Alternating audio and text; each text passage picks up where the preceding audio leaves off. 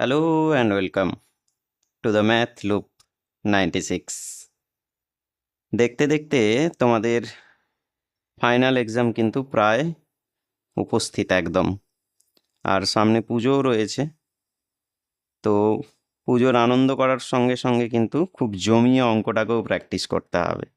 শুধু অঙ্কই নয়, সমস্ত বিষয়গুলোই ভালো করে পড়াশোনা করতে হবে। তো আজকে আমরা নবম শ্রেণীর ফাইনাল এক্সামের যে মডেল কোশ্চেন পেপার রায় ও মার্টিন প্রশ্নবিচিত্রা থেকে 2 নম্বর সেটটা আলোচনা করব। তো চলো, ব্যারাকপুর গভর্নমেন্ট হাই স্কুল, এই স্কুলটা নিয়ে আজকে আমরা আলোচনা করি। আর চ্যানেলে অনেক দিন ভিডিও আসেনি, তো আজ থেকে আবার ধারাবাহিকভাবে ভিডিও আসবে নবম এবং দশম শ্রেণীর জন্য, তাছাড়াও অন্যান্য ক্লাসেরও ক্রমশ আসবে। মূলত 9 এবং 10-এর অঙ্কের বিষয়গুলোই এই চ্যানেলে আলোচনা হয় এবং সেই ধারাবাহিকতা এবার থেকে বজায় থাকবে। তো চলো, তো প্রথম যেটা প্রশ্ন দেওয়া আছে আমরা করব, সঠিক উত্তরটা নির্বাচন করব একের দাগে। প্রথম প্রশ্ন দেখো, একটি বই 40 টাকায় কিনে 50 টাকায় বিক্রি করলে এর শতকরা লাভ কি হবে? দেখো, আগেও আমরা আলোচনা করেছি এই প্রশ্নগুলো। তাহলে 40 টাকায় কিনে 50 টাকায় আমরা বিক্রি করলাম, তাই তো? তার মানে ক্রয় মূল্য হচ্ছে 40 এবং বিক্রয় মূল্য হচ্ছে 50। তাহলে শতকরা লাভ কি করে বের করতে হয়? আগে মোট লাভ বের করো। মোট লাভ মানে বিক্রয় মাইনাস ক্রয়, বাই দিয়ে দাও, বাই কি দিতে হয়? বাই ক্রয় মূল্য, গুণ দাও 100। সমাধান করে দেখো 25 টাকা, যেটা অপশান বির সঙ্গে সম্পর্কিত হলো। নেক্সট চলে এসো, লগ থেকে একটা প্রশ্ন আছে, log 4 বেস 8 হলো। log 4 বেস 8 এর মান কত হবে? একটা বিষয় দেখো, আমরা এটাকে ধরে নিয়েছি যে সাপোজ log 4 বেস 8 সমান সমান এক্স। তো কোনো ক্রমে যদি আমরা এখান থেকে এক্সের মানটাকে নির্ণয় করতে পারি তাহলেই আমাদের আনসার হয়ে গেল, তাই না? তাহলে আমরা এখান থেকে করলাম কি, যে এইখান থেকে লগটাকে যদি আমরা রিমুভ করি তাহলে লগটাকে রিপ্লেস করতে গেলে কি হবে? তো লগটাকে যদি আমরা রিপ্লেস করি তাহলে কি হবে বলো তো? যে এই যে 8টা এদিকে থাকে আর এদিকে 4টা এদিকে চলে আসে আর পাওয়ারে এক্স চলে যায়, সেটা আমরা জানি অলরেডি, নাকি? ওকে, চলো। তো 8কে আমরা আবার 2-এর কিউব লিখতে পারি, তো লিখলাম। আর এদিকে 4 ছিল, যাকে আমরা 2 স্কোয়ার লিখব। পাওয়ার যেমনি এক্স ছিল থাক। বোথ নিধান যেটা ছিল 2 2, দুটোই যদি বাদ চলে যায় তাহলে রয়ে গেল তোমার 2x সমান সমান 3। তাহলে এক্সের ভ্যালু কত? 3/2, তাই তো? ওকে, চলো, তাহলে অপশান সি যাচ্ছে। আচ্ছা, নেক্সট চলে যাও।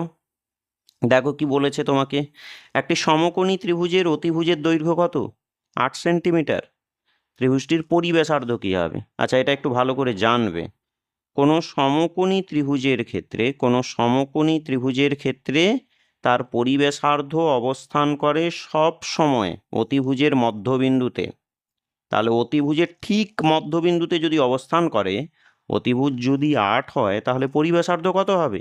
ব্যাসার্ধ তার অর্ধেক হবে, 4 সেন্টিমিটার, তাই তো? আর পরিব্যাসার্ধ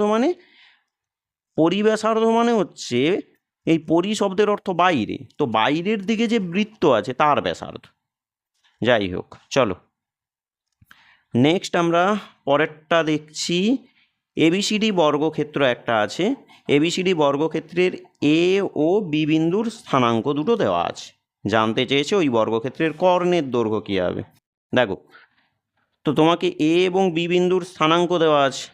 আমি করলাম কি না, ওখান থেকে এ বি বাহুর দৈর্ঘ্য বের করে নিয়েছি। আর তোমরা অলরেডি ডিস্টেন্স থিওরি জানোই, তাই তো? কী ছিল, আমি একটু এখানেও নোট করে দিই। √x1 - x2 তার whole square plus y1 - y2 তার হোল স্কোয়ার। যদি ভুলে গিয়ে থাকো একবার রিভিশন করে নিও। তাহলে ওখান থেকে আমরা দূরত্বটা বের করে নিয়েছি এইভাবে 3√2 ওই ফর্মুলার সাহায্যে। এবার বর্গক্ষেত্র যেহেতু, তার বাহুর দৈর্ঘ্য কী হয়? সরি ভুল বললাম, বর্গক্ষেত্রের কর্ণের দৈর্ঘ্য কি হয়? কর্ণ হয় বাহু √2। তো এটা যদি বাহু হয় তার সঙ্গে √2, √2 গুণ হলে 2, 3 কত হচ্ছে? 6 হয়ে যাচ্ছে, তাই না? ওকে, অপশান ডি যাচ্ছে।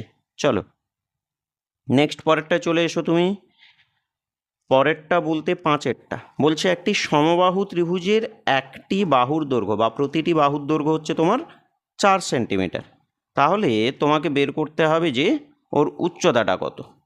সমবাহু ত্রিভুজের প্রত্যেকটি বাহুর দৈর্ঘ্য দেওয়া আছে, উচ্চতার সূত্র কি জানি সমবাহু ত্রিভুজের ক্ষেত্রে? √3/2 গুণ বাহু। তাহলে কাটাকুটি করে দাও, 2 2 4, অর্থাৎ 2√3 সেন্টিমিটার। অপশান এ যাচ্ছে।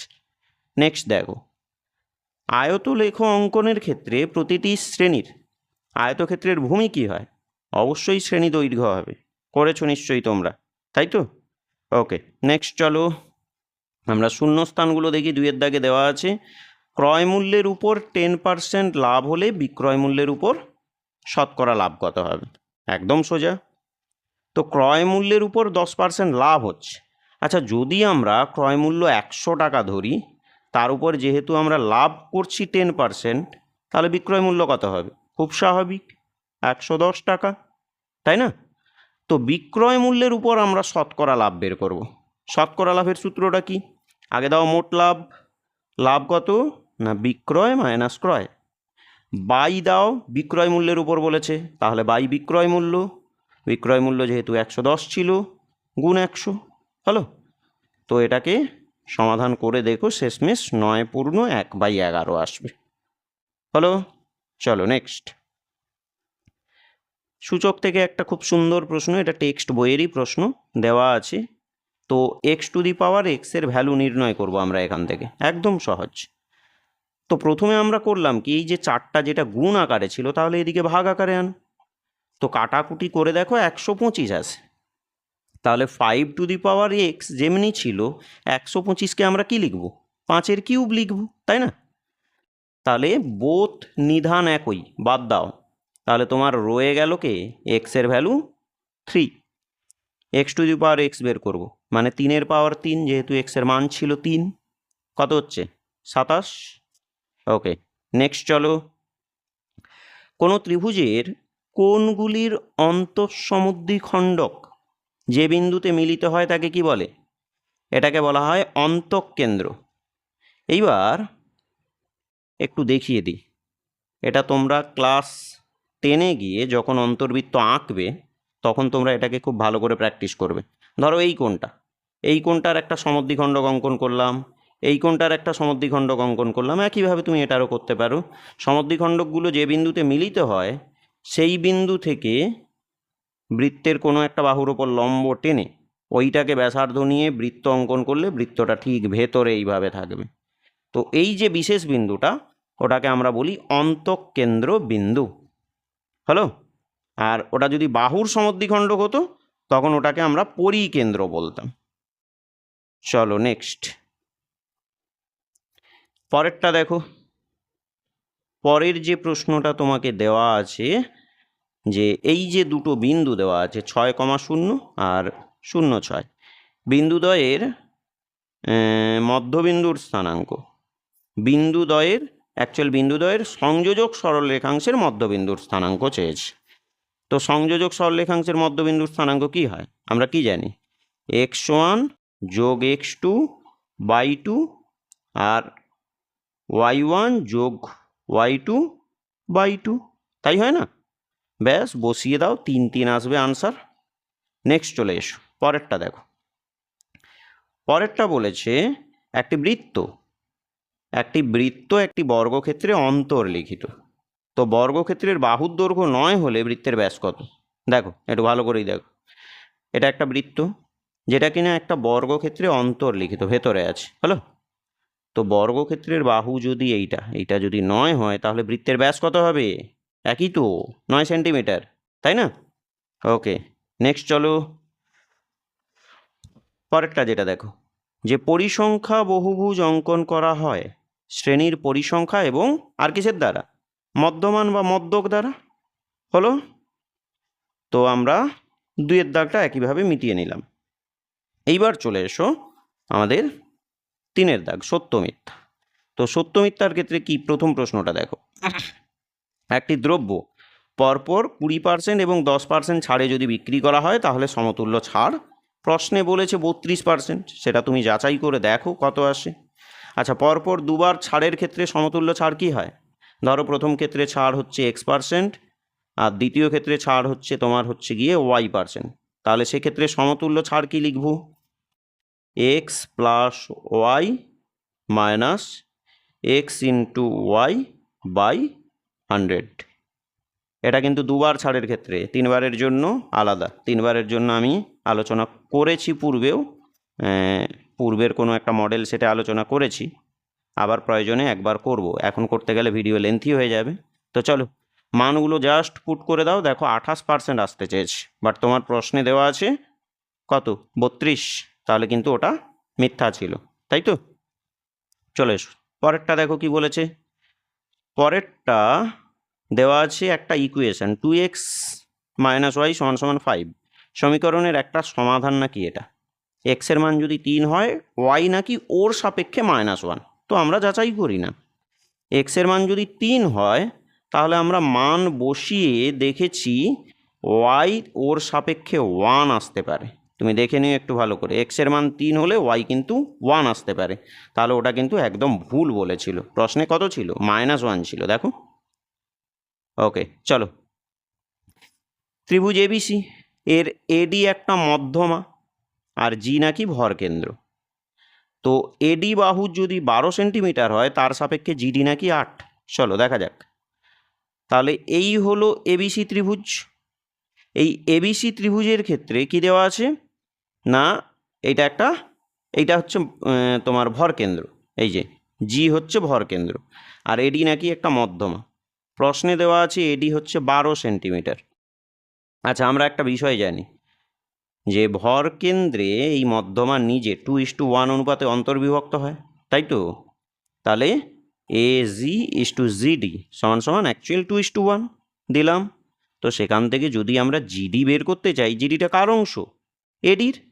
তাহলে জিডি বের করতে গেলে এডি মানে হচ্ছে 12 গুণ জিডি এর ভাগার।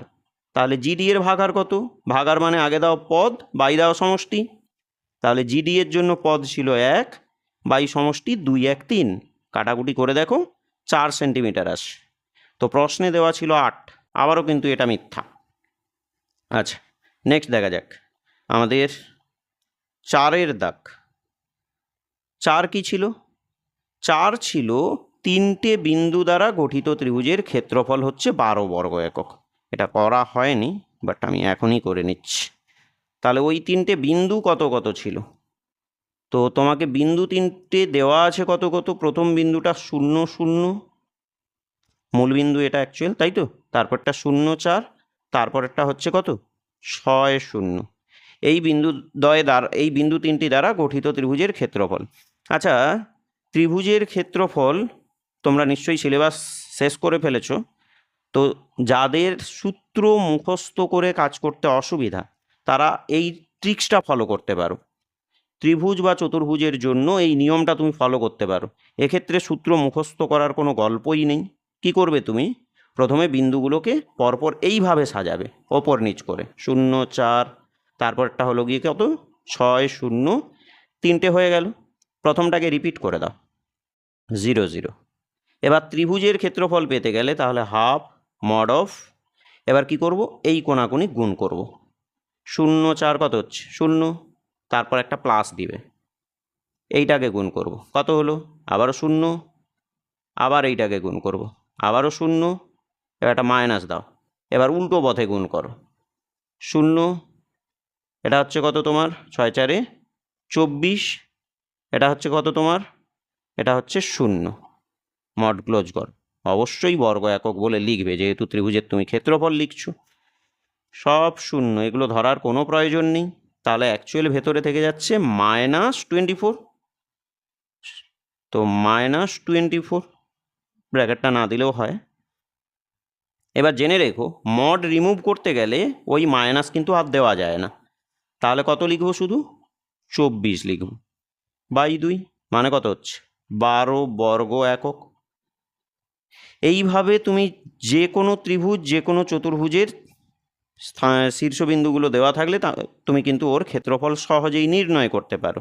তো চলো, আমাদের যুক্তিতে ক্ষেত্রফল হচ্ছে কত না 12।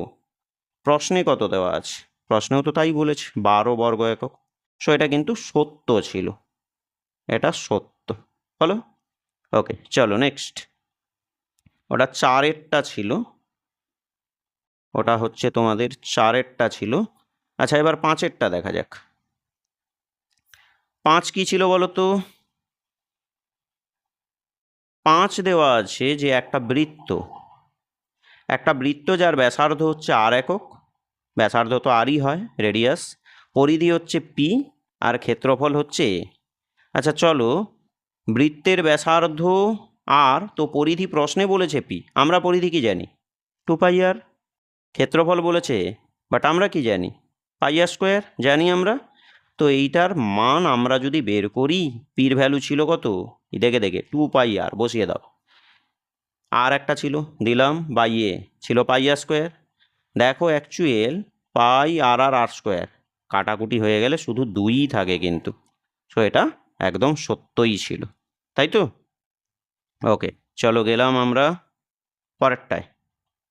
পরেরটা বলতে আমাদের 6-এর দাগ। বহুপদী সংখ্যামালা থেকে একটা প্রশ্ন দিয়েছে 6-এর দাগে তোমাকে।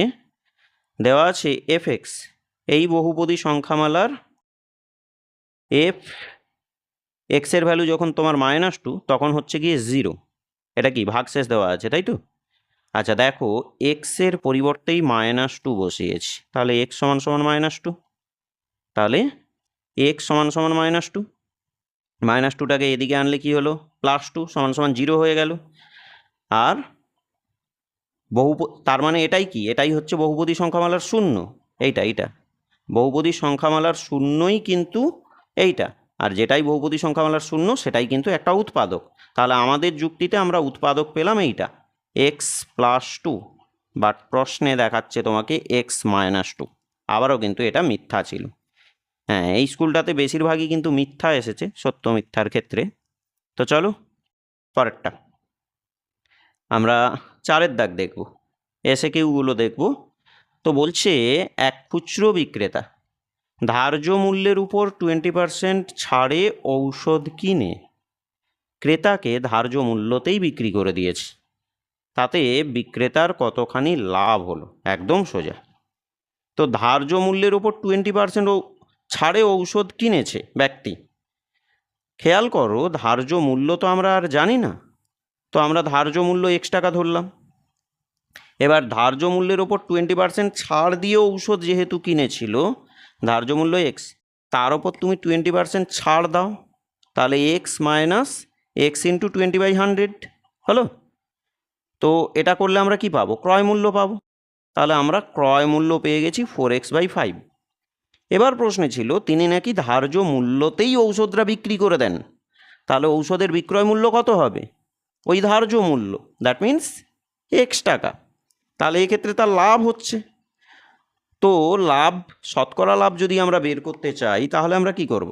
আগে দিই মোট লাভ। মোট লাভ মানে বিক্রয় মাইনাস ক্রয়, এই যে ক্রয় দিয়ে দিলাম, বিক্রয় মাইনাস ক্রয়, x - 4x, বাই দাও, কি দিতে হবে? বাই দিতে হবে ক্রয় মূল্য। তাহলে ক্রয় মূল্য তোমার কত আছে বলো তো? ক্রয় মূল্য তোমার আছে এখানে এইটা 4x/5 দিয়ে দিলাম ইন্টু 100। তো এটাকে সমাধান করে দেখো, আমি আর স্টেপগুলো আলোচনা করছি না, জানোই তুমি সমাধান করতে পারবে। সমাধান দেখো, 25 টাকা আসবে। তাহলে ওটাই আমাদের আনসার হচ্ছে, হলো। ওকে, চলো নেক্সট আমরা গেলাম তাহলে পরের দাগ। পরের দাগ বলতে আমাদের 2-এর দাগটা। দেওয়া আছে কি তোমাকে 6 - 8 বিন্দুটির x অক্ষ থেকে দূরত্ব এবং y অক্ষ থেকে দূরত্ব নির্ণয় করতে হবে। আমি এই জাতীয় কাজগুলোর ক্ষেত্রে সবসময় বলি যে তুমি আগে অ্যাক্সিসগুলো এঁকে নাও, অক্ষগুলো এঁকে নাও। তো 6 - 8, x পজিটিভ y নেগেটিভ, তাহলে তার অবস্থান কোথায় হবে? সবসময় একটা পজিটিভ একটা যেহেতু নেগেটিভ, তাহলে ওটা অবশ্যই চতুর্থ পাদে অবস্থান করবে। তো বলেছে বিন্দুটার স্থানাঙ্ক নাকি 6 - 8। আচ্ছা 6 ঘর যাচ্ছি, কোথা থেকে? এইখান থেকে 6 ঘর যাচ্ছি, তাই তো, বা এইখান থেকে আমি 6 ঘর যাচ্ছি। তাহলে ওয়াই অক্ষ থেকে দূরত্ব কিন্তু এইটা প্রথমটা 6, আর এক্স অক্ষ থেকে দূরত্ব কোনটা? আমি এক্স অক্ষ থেকে এই নিচের দিকে আসছি, তবেই আমি এই বিন্দুতে পৌঁছাতে পারছি। তো এক্স অক্ষ থেকে যেহেতু নিচে আসছি মানে ওয়াই বরাবর নামছি, তাহলে এক্স অক্ষ থেকে দূরত্ব হচ্ছে দ্বিতীয়টা, মানে 8 হচ্ছে। এটা লিখে দিয়েছি এইখানে। তো এক্স অক্ষ থেকে 8 একক এবং ওয়াই অক্ষ থেকে তোমার কত হচ্ছে? 6 একক দূরে অবস্থিত। হলো? ওকে, চলো নেক্সট পরেরটা দেখা যাক। পরেরটা তোমাকে দেখিয়েছে যে কে এর কোন মানের জন্য বা কে এর মান কত হলে এই দুটো ইকুয়েশনের কোনো সমাধান থাকে। আচ্ছা দেখো, যেহেতু দেওয়া ছিল কি বলতো, যে কোনো সমাধান থাকবে না, আর আমরা কি জানি, যদি দুটো ইকুয়েশনের সমাধান নাই থাকে, আর তার আগে বলে দিই ডান দিকটাকে শূন্য করে নিও, হলো? তো যদি সমাধান না থাকে সেক্ষেত্রে কন্ডিশন আমরা কি জানি, a1/a2 সমান হয় b1/b2 not equals to c1/c2, হয়তো? ওকে, তো তাহলে এইবার আমরা করলাম কি, সমস্ত মানগুলো বসিয়ে দিয়েছি। দেখো দেখে দেখি, a1 কত? এক্স এর সহগ 2, a2 সেটাও 2, আর b1 হচ্ছে গিয়ে এদিকে 5, b2 হচ্ছে কত? -k not equals to c1 হচ্ছে -1 আর c2 হচ্ছে -3 দিয়ে দিলাম। তো এইবার আমরা করলাম কি, এই দিকটা আগে করে নিয়েছি, তাহলে এই দিকটা আগে করলাম। তো সেক্ষেত্রে সমাধান হচ্ছে, তুমি কাজ করে দেখো, কে নট ইকুয়ালস টু -15 হয়। আর এই দিকটা যদি তারপরে করি, 2 2 যদি কেটে যায় তাহলে 1 থাকে, তাহলে সেক্ষেত্রে কি হলো, কে সমান সমান হচ্ছে গিয়ে -5 হয়। আমাকে জানতে চেয়েছে যে কে এর মান কত, তাহলে কে এর মান আমরা এটাই লিখি, যেহেতু কে এর মান এক্ষেত্রে -15 লেখার প্রয়োজন নেই, তো তাহলে কে এর মান এটাই লিখি, কে সমান সমান হচ্ছে গিয়ে, কে এর মান -15 হবে না কিন্তু এক্ষেত্রে, তাই তো, -15 সম্ভব নয় এক্ষেত্রে, তাহলে আমরা এটাই লিখি, কে এর মান কত হচ্ছে না -5 হচ্ছে, এটাই আমাদের আনসার। হলো? নেক্সট চলো, নেক্সট তোমাকে দেখাচ্ছে, প্রমাণ করবে তুমি log 1 + 2 + 3 সমান সমান হচ্ছে log 1 + log 2 + log 3। ওকে, তুমি তো জানোই এটা একটা ফর্মুলা ছিল লগের ক্ষেত্রে। তো আমরা করলাম কি, দেখো একদম সহজ, 1 + 2 + 3কে যোগ করে ফেলো, দেখো 6 এসছে। হলো? এইবার আচ্ছা, যেটা বলছিলাম দেখো, তাহলে 6কে আমরা যদি ভেঙে নিই, 1 × 2 × 3 আমরা করতে পারি, পারি তো, 2 3 6 6, হলো তো? আচ্ছা, এবার তো ফর্মুলা আমরা জানি অলরেডি, কি ছিল, যে log a base m plus log a base n সমান সমান কি হয়, log a base m × n। ব্যাস, তাহলে যেহেতু গুণ আকারে ছিল ওটাকে যোগ করে দাও না, তাহলে log 1 + log 2 + log 3, ওটাই প্রমাণ করতে দেওয়া আছে। ওকে, চলো নেক্সট পরেরটা দেখে নাও। পরেরটা খুব সুন্দর একটা প্রশ্ন দেওয়া আছে, মান নির্ণয় করতে দিয়েছে। দেখো, তাহলে দেওয়া আছে এইটা, তো এটা 42-এর কিউব যেমনি আছে থাক, প্লাস আমি প্লাস দিলাম, এবার 70-এর কিউব আমি সেটাকে করলাম কি না -70 তার হোল কিউব। কেন? এবার তুমি প্রশ্ন করবে কেন স্যার হলো, তো মাইনাসের কিউব কি হয় না প্লাস, সরি মাইনাসের কিউব সবসময় মাইনাস হয়, তো মাইনাসে প্লাসে অলরেডি মাইনাস বজায়ই থাকলো, আর 70-এর কিউব হয়েই গেল, তাই তো? বাকি 28-এর কিউবটাকে টুকে দিয়েছি, এবার একটা মাইনাস দিয়েছি, 3 দিয়েছি, তারপর 42 দিয়েছি, তারপর -70 দিয়েছি, তারপর 28 দিয়েছি। তাদের সুবিধাটা কি হলো বলো তো? এবার তুমি প্রশ্ন করবে স্যার এখানে প্লাস ছিল, আমরা কেন মাইনাস দিলাম? এই যে দেখো, মাইনাস মাইনাস গুণ হলেই কিন্তু প্লাস হয়ে যায়, যেহেতু এই জোনটা পুরোটাই গুণ আকারে ছিল, তাই না? ওকে, সুবিধা কি, এটাকে এ ধরো, এটাকে বি ধরো, এটাকে সি ধরো, তাহলে এর কিউব প্লাস বির কিউব প্লাস সির কিউব -3abc। হলো?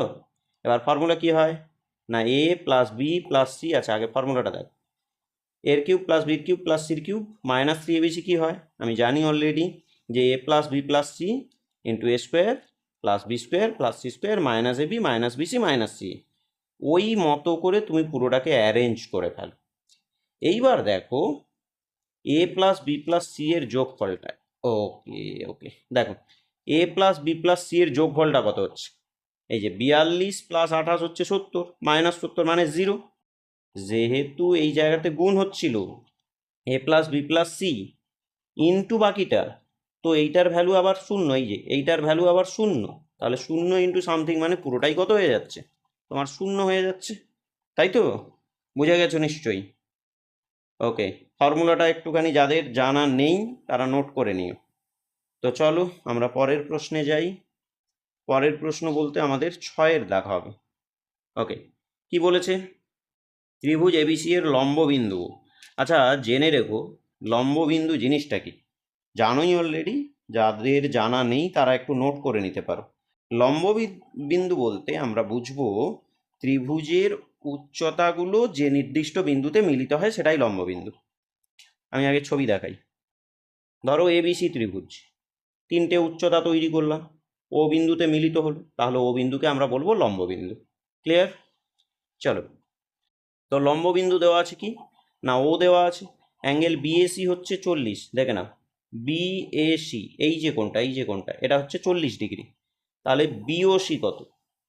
বিওসি, বিওসি এই কোণটা, এই কোণটা আমাদের কাছে জিজ্ঞাস্য। সো আমরা এখান থেকে কিভাবে সমাধান করব? একদম সোজা। লম্ব বিন্দুর ক্ষেত্রে কি হয়, এগুলো সব উচ্চতা, তার মানে এটা 90, এটা 90। ক্লিয়ার? এবার তুমি দেখো অলরেডি তুমি একটা চতুর্ভুজ দেখতে পাচ্ছ। কোন চতুর্ভুজ স্যার? এই যে চতুর্ভুজ, আমি একটু হাইলাইট করে দিই পেন্সিল দিয়ে। এই যে চতুর্ভুজ, খেয়াল করো এটা একটা চতুর্ভুজ হয়ে যাচ্ছে না? চতুর্ভুজটার নাম কি দাঁড়াচ্ছে? এ পি ও কিউ, এটা একটা চতুর্ভুজ হয়ে যাচ্ছে। আচ্ছা, চতুর্ভুজের চারটে কোণ মিলে কত হয় না 360 ডিগ্রি হয়। তিনটে কোণ দেওয়া আছে কত কত, একটা 40 আর দুটো 90। তাহলে চতুর্থ এই কোণটা কত, এই কোণটা কত? এই কোণটা হচ্ছে ওদের 360 থেকে ওদের যোগফলকে বাদ দিচ্ছ 140। আর এই কোণটা আর এই কোণটা তো বিপ্রতীপ নাকি, তাহলে ওটাও হবে কত? 140 ডিগ্রি। বোঝা গেছে নিশ্চয়ই? চলো পরেরটা দেখো, 7-এরটা আমরা যাচ্ছি। এবিসি এর ভর কেন্দ্র হচ্ছে জি, আর ত্রিভুজ জিবিসি হচ্ছে গিয়ে 10 বর্গ সেন্টিমিটার। তাহলে এবিসি এর ক্ষেত্রফল কত? আবার ছবি দেখো, তাহলে এ বি সি ত্রিভুজের ভর কেন্দ্র নাকি জি। এইবার বলে দিয়েছে ত্রিভুজ জিবিসি, এই যে ত্রিভুজটা, এই যে ত্রিভুজটা, এইটা হচ্ছে 10। আমাকে বের করতে বলেছে পুরো ত্রিভুজটা কত। অ্যাকচুয়াল মাথায় রেখো এটা একটা প্রয়োগ, আমি আর একটা এঁকে দিই এখানে তাহলে ভালো বোঝা যাবে। এটা একটা প্রয়োগ অ্যাকচুয়াল, যদি এটাকেও যোগ করে দিই 1 2 3, তিনটে কিন্তু সমান ক্ষেত্রফল বিশিষ্ট হয়ে থাকে, তাহলে এই টুকরাটা কি হবে? এই টুকরাটা হবে মূল ত্রিভুজের ঠিক 1/3। মানে আমি বলতে পারি ত্রিভুজ জিবিসি অ্যাকচুয়াল মূল ত্রিভুজ, অর্থাৎ তো ত্রিভুজ জিবিসি অ্যাকচুয়াল কী হবে তাহলে? 1/3 অফ ত্রিভুজ এবিসি, মূল ত্রিভুজের 1/3। তো তাহলে জাস্ট এখানে পুট করে দাও না, 10 3 30 আসবে নাকি? এই যে এবিসি পেতে গেলে তিনটা এই দিকটায় কী ছিল, এই দিকটায় তোমার ভাগ ছিল, তাহলে এই দিকটায় তোমার গুণ হয়ে যায়, 10 3 30 হবে তো?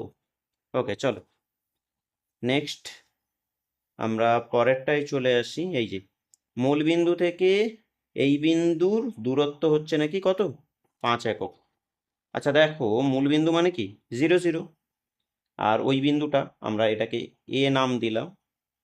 তো আমাদের মতো করে ও এর দূরত্ব কি হয় না √(x1 - x2) তার হোল স্কোয়ার।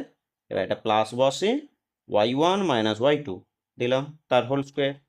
তো প্রশ্নে কিন্তু ওই দূরত্বটা কত দেওয়া আছে না 5। হলো? তাহলে আর এই যে রুট দেওয়া ছিল, রুটটা এদিকে এলে তাহলে স্কোয়ার হয়ে যায়। আর 0 - x মানে কত? -x তার হোল স্কোয়ার। একইভাবে এটাও তো মাইনাসের স্কোয়ার প্লাস হয় এক্স স্কোয়ার, আর 4 স্কোয়ার কত হয় 16, 5 স্কোয়ার 25। যেমনি সমাধান করে দেখো এক্স এর ভ্যালু কত আসবে, +-3। হলো? ওকে চলো নেক্সট পরেরটা আমরা দেখি। পরেরটা বলতে আমাদের এই যে 9-এর দাগ যেটা দিয়েছে, তো এই দুটো বিন্দুর সংযোজক সরল রেখাংশ যে বিন্দুতে এই অনুপাতে অন্তস্থভাবে বিভক্ত হয় সে বিন্দুটার স্থানাঙ্ক নির্ণয় করতে হবে। একদমই সোজা। তো আমরা ধরেই নিই প্রথমে যে প্রদত্ত দুটো বিন্দু পি বিন্দুতে 2:1 অনুপাতে অন্তস্থভাবে বিভক্ত হয়। আর অন্তস্থভাবে বিভক্ত হলে সেক্ষেত্রে ওই পি বিন্দুর স্থানাঙ্ক কী হবে? এই যে পি বিন্দুর স্থানাঙ্ক কী হবে? ফর্মুলা তো জানোই তুমি। মূল সূত্র কী ছিল?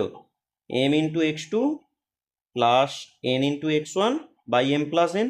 এবার ওয়াইয়ের জন্য m into y2 plus n into y1 by m plus n। এবার তোমার বিন্দুগুলো কত কত ছিল? প্রথমটা ছিল এইটা 5 3, তারপরটা ছিল কত? -7 -2, আর m অনুপাত n ছিল তোমার 2:3। তাহলে সেক্ষেত্রে কী হবে গল্পটা? তাহলে m দিয়ে একবার এটাকে গুণ করব, 2 সাথে 14 দিলাম, প্লাস এবার n দিয়ে একবার একে গুণ করব, তো 3 5 কত হয়? 15 দিলাম, বাই m প্লাস n মানে 2 + 3। একইভাবে এর জন্য করে দেখো, তো এইটাই আসবে স্থানাঙ্ক। হলো? চলো নেক্সট আমরা পরেরটাই যাই। আমাদের পরেরটা যেটা দেওয়া আছে, পরেরটা এইটা দেওয়া আছে, ত্রিভুজ এবিসি এর এ বি এবং সি বিন্দুর স্থানাঙ্কগুলো যথাক্রমে এত এত এত দেওয়া আছে। ত্রিভুজের ভর কেন্দ্র নাকি 0 0, মানে কি মূলবিন্দু। তাহলে এই এক্স ওয়াই এর মান কত? এই যে এক্স ওয়াই এর মান কত? আচ্ছা, ত্রিভুজের ভর কেন্দ্রের স্থানাঙ্ক আমরা কি জানি বলো তো? ত্রিভুজের ভর কেন্দ্রের স্থানাঙ্ক আমরা কি জানি? এখানে লিখছি ভর কেন্দ্রের স্থানাঙ্ক। তাহলে x1 যোগ x2 যোগ x3 বাই 3, আর ওয়াইয়ের জন্য y1 যোগ y2 যোগ y3 বাই 3। হলো? তুমি জাস্ট মানগুলোকে বসিয়ে দাও। তাহলে x1 4 যোগ x2 -5 যোগ x3 হচ্ছে x বাই 3। আর যেহেতু প্রশ্নে ভর কেন্দ্রের স্থানাঙ্কটা এই যে তোমাকে 0 দিয়ে রেখেছে, তাহলে ওটা কি হলো? 0-এর সঙ্গে আমরা সমান করে দিলাম, তাই না? ব্যাস, এবার এখান থেকে তুমি সমাধান করে x এর মানটা বের করেই নাও। তো 4 প্লাসে মাইনাসে -5 প্লাস এক্স, 3টা ভাগ ছিল ওদিকে গুণ হয়ে গেলে 0। এক্স এর ভ্যালু বের করো, দেখো 1 আসবে। একইভাবে ওয়াই এর ভ্যালুটাকেও বের করে দেখো, 1 আসবে। হলো? ওকে, চলো নেক্সট আমরা পরেরটা করে নিই। 1 মিনিট। পরেরটা বলতে এটা ছিল, দেখো বলছে একটি সামান্তরিকের সন্নিহিত বাহু দুটোর দৈর্ঘ্য হচ্ছে 5 সেন্টিমিটার ও 3 সেন্টিমিটার। বৃহত্তর বাহুদ্বয়ের মধ্যে দূরত্ব যদি 2 সেন্টিমিটার হয়, তাহলে ক্ষুদ্রতর বাহুদ্বয়ের মধ্যেকার দূরত্ব তাহলে কত আসবে সেটা তোমরা বের করবে। হলো?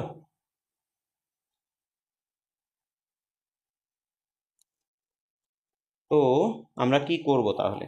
একদম সোজা, দেখো তো এটা একটা সামান্তরিক, সন্নিহিত বাহু দুটো ছিল, একটা 5 আর একটা 3। আর তুমি জানো সামান্তরিকের ক্ষেত্রে বিপরীত বাহুগুলো সব সমান, তাহলে এটা 3 হলে এটাও হবে 3, আর এটা 5 হলে এটাও হবে 5। তো বৃহত্তর বাহু বলতে কি 5 এবং 5, এদের মধ্যে যে দূরত্ব মানে সবসময় লম্ব দূরত্বকে বুঝবো, এদের মধ্যে যে দূরত্ব, সেই দূরত্বটা কত দেওয়া আছে? এইটা 2। তো ক্ষুদ্রতর বাহু দুটো মানে এখান থেকে এদের যে দূরত্ব, এই দূরত্বটা আমাকে বের করতে বলেছে। আচ্ছা, তো আমি প্রথমে করেই নিলাম যে দূরত্ব মানে লম্ব দূরত্ব, কিন্তু তাহলে এইটা লম্বরূপে আছে কার সঙ্গে? বিসির সঙ্গে। সেই সঙ্গে এ এফটাও লম্বরূপে আছে কার সঙ্গে? না সিডির সঙ্গে। আর আমাকে এই দৈর্ঘ্য দেওয়া আছে 2, আর এ এফ এর দৈর্ঘ্য আমার কাছে জিজ্ঞাস্য বের করতে হবে। তো সামান্তরিকের ক্ষেত্রফল মনে আছে নিশ্চয়ই, ভূমি গুণ উচ্চতা। তাহলে এই সামান্তরিকের ক্ষেত্রফল এই ভূমি আর এই উচ্চতার ওপর বেস করে যদি আমরা লিখি, তাহলে কি লিখব? ভূমি বিসি গুণ উচ্চতা তোমার এই, আর যদি এই ভূমি এই উচ্চতার ওপর বেস করে লিখি, ভূমি হচ্ছে গিয়ে সিডি তোমার, আর উচ্চতা হচ্ছে এইটা এফ। দুটোই একই সামান্তরিকের ক্ষেত্রফল, সো দুটো পরস্পর কী হবে? সমান। করলাম। এবার আর কিছুই নয়, মান পুট করে দাও, এফ এর দৈর্ঘ্য তুমি অলরেডি পেয়ে যাবে। অর্থাৎ ক্ষুদ্রতর বাহু দুটোর মধ্যে দূরত্ব এটাই, এত সেন্টিমিটার। হলো? ওকে। দেখে নিও একটু। চলো নেক্সট পরেরটা দেখি। পরেরটা যেটা বলেছে দেখো, একটি অর্ধবৃত্তের পরিসীমা হচ্ছে 36, তাহলে অর্ধবৃত্তের ব্যাসের দৈর্ঘ্য। আচ্ছা, অর্ধবৃত্তের পরিসীমা আমরা কি জানি? ব্যাসার্ধ আর ধরে নাও। অর্ধবৃত্তের পরিসীমা আমরা কি জানি? পাই আর যোগ 2r। প্রশ্নে বলেছে 36, তাহলে দুটো পরস্পর সমান করলাম। এখান থেকে দেখো সহজেই আর কমন নেওয়া যায়, তাহলে পাই মানে 22/7 যোগ 2 ব্যাস 7, যদি লসাগু হয় 7 2 14 করলাম, বাকিটা কিছুই নেই, 36 ছিল, এইটা এদিকে দেখো আর এর সঙ্গে গুণ ছিল, তাহলে এদিকে ভাগ হয়, 36 36 কেটে গেলে 7। এ তো আমার বের হলো ব্যাসার্ধ, বাট আমাকে বের করতে বলেছে কি? ব্যাস। তাহলে ব্যাস পেতে গেলে 2 গুণ করে দাও না বোথ সাইডে, তাহলে 2 সাথে কত আসবে? 14। হলো? চলো চলো নেক্সট। বলছে একটি বৃত্তের ব্যাসার্ধের দৈর্ঘ্য 10% বৃদ্ধি করলে ক্ষেত্রফল শতকরা কতটা বৃদ্ধি পাবে? একদম সোজা আবারও। ব্যাসার্ধ 10% বৃদ্ধি করতে গেলে তুমি আগে ব্যাসার্ধ তো ধরো, তো ধরে নিলাম বৃত্তের ব্যাসার্ধ আর, তো ওই অবস্থায় ক্ষেত্রফল তাহলে পাই আর স্কোয়ার। ওকে, তো ব্যাসার্ধ 10% বৃদ্ধি হয়েছে, তাহলে নতুন ব্যাসার্ধ কত হবে? ছিল আর, বেড়েছে, তাই প্লাস দিলাম, কতটা না 10%, আর এর 10% করে দেখো 11r/10 আসে। এইবার এটা হচ্ছে নতুন ব্যাসার্ধ, তাহলে ওটা যদি নতুন ব্যাসার্ধ হয়, নতুন ক্ষেত্রফল কি হবে? সেই পাই আর স্কোয়ার, আর মানে নতুন যে ব্যাসার্ধ ছিল তোমার এইটা, তাহলে তার হোল স্কোয়ার করলাম। হলো? ওকে, তাহলে এটাকে ভেঙে দাও, 11 স্কোয়ার কত আসবে? 121, 121 আর স্কোয়ার বাই 100। তাহলে ক্ষেত্রফল কতটা বাড়ে পেতে গেলে আমরা কি করব? এই ক্ষেত্রফল মাইনাস দিয়ে আগের ক্ষেত্রফল মানে পাই আর স্কোয়ার বাই দাও, তার উপর বেস করে কথা বলছো না পাই আর স্কোয়ার পুরনো ক্ষেত্রফল গুণ 100 করে দাও। সমাধান করে দেখো, এটা 21% আসবে। টেক্সট বইয়েরই অঙ্ক এটা। নেক্সট পরেরটা যেটা সূচক থেকে, এটাও টেক্সট বইয়েরই অঙ্ক। এটা দেওয়া আছে, তাহলে এক্স অনুপাত ওয়াই বের করতে হবে, একদম সোজা। তো এটা দেওয়া আছে, আমরা 27কে কি লিখব? 3-এর কিউব, আর যেহেতু পাওয়ার এক্স ছিল গুণ হয়ে যায় দুটো, আর 81কে লিখব 3^4। হলো? বোথ সমনিধান 3 3 বাদ দিয়ে দাও, বেঁচে গেল 3x = 4y। হলো? তাহলে x/y = 4:3, 4/3 হয়ে যাবে, অর্থাৎ 4:3 হচ্ছে আমাদের আনসার। হলো? তো এই সেটের সমস্ত এসএকিউ এবং এমসিকিউগুলোকে কভার করলাম। এবার এরকম ভিডিওগুলো এবার কন্টিনিউ আসবে ক্লাস 9 এবং 10-এর জন্য, আর 10-এর তো সামনে টেস্ট পরীক্ষা রয়েইছে। তো চ্যানেলে যারা নতুন তারা চ্যানেলটিকে সাবস্ক্রাইব করে রেখো এরকম ভিডিওগুলো পাওয়ার জন্য, আর এই ভিডিওগুলো অবশ্যই তোমাদের সাহায্যে আসবে। আর বিশেষ করে 10ম শ্রেণীর মানে যারা মাধ্যমিকের এই বছর যারা মাধ্যমিক নেক্সট ইয়ারে যারা মাধ্যমিক দিচ্ছ 2026-এ, তো তোমাদের শুধুমাত্র টেক্সট বইই কিন্তু সাফিসিয়েন্ট নয়, টেক্সট বইয়ের বাইরেও কিছু কাজ করতে হবে অবশ্যই। তো সেগুলো কিন্তু এই চ্যানেলে পরপর করে আসবে। তো তাই অনুরোধ রইল যারা চ্যানেলে নতুন, চ্যানেলটিকে সাবস্ক্রাইব করার জন্য, এবং ভিডিওটি ভালো লাগলে অবশ্যই একটি লাইক করে দিন। তো চলো আজকের মতো এই পর্যন্ত, টাটা।